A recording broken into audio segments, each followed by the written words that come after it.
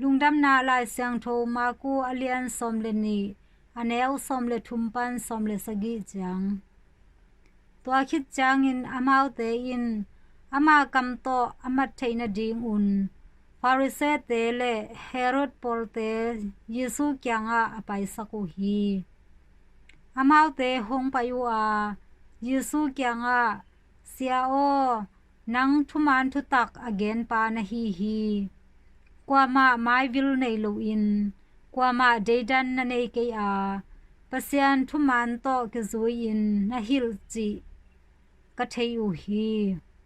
tua hi a si sa tunga sia piak tuak hiam piak tuak lo hiam ka pe ding u hiam ka pe ke ding u hiam chi in adong u hi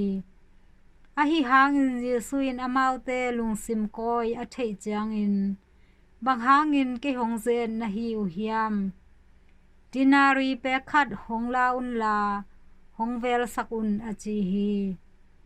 amau te in tua sum tang hong pai pi u a Yesu in amau te kyanga hi in kwa lim hi a